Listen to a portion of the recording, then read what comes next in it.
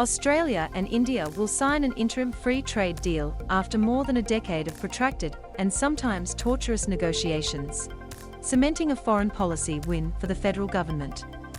Key points.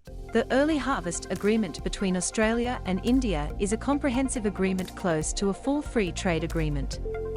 The agreement will include cuts and phased reductions of tariffs on a range of Australian exports, including coal, sheep meat and lentils. Major exports such as dairy and beef have been excluded from the interim agreement because of domestic political opposition in India. The coalition has hailed the agreement as a significant step in its efforts to diversify export markets and reduce Australia's economic dependence on China by opening up new opportunities in a large and expanding economy.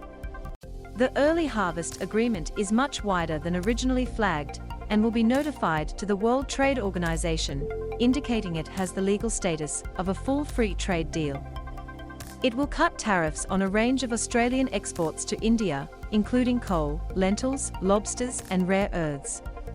The government is touting its success in eliminating Indian barriers to Australian sheep meat and wool, as well as a phased reduction of tariffs on wine and a host of other agricultural products including avocados, cherries, nuts, blueberries, almonds, oranges, mandarins, pears and strawberries.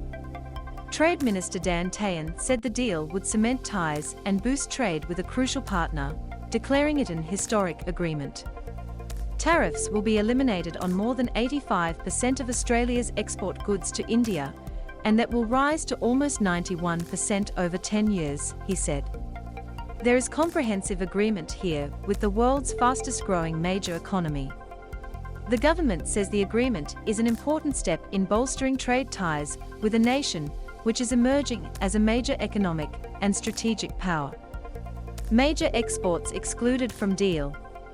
But while the deal is broader than expected, it still does not offer the same depth of market access provided by Australia's other free trade agreements. That's partly because India remains a more protectionist country than many of Australia's other major trading partners. Some Australian producers will only see limited or gradual gains, while other major Australian agricultural exports, including dairy, chickpeas and beef, have been entirely excluded from the interim agreement because of domestic political opposition in India.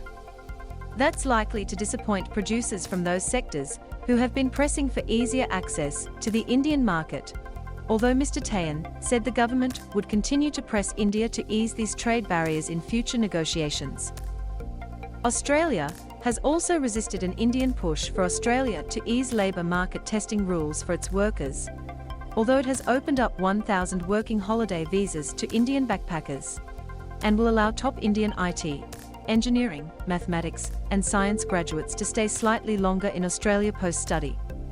While the initial gains from the agreement might be modest, the government is arguing that this agreement is still an important step in bolstering trade ties with a nation that is emerging as a major economic and strategic power.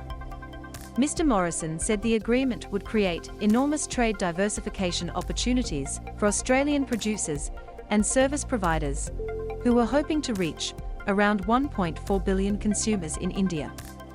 This agreement opens a big door into the world's fastest-growing major economy for Australian farmers, manufacturers, producers and so many more, he said. The government is also talking up the strategic benefits of the agreement, saying New Delhi's willingness to strike a deal with Australia demonstrates the growing convergence between the two countries. This is an economic agreement that has strategic might to it, Mr. Tehan said. The Trade Minister and his Indian counterpart, Piyush Goyal, will sign the interim agreement Saturday afternoon in a virtual ceremony witnessed by Prime Ministers Scott Morrison and Narendra Modi.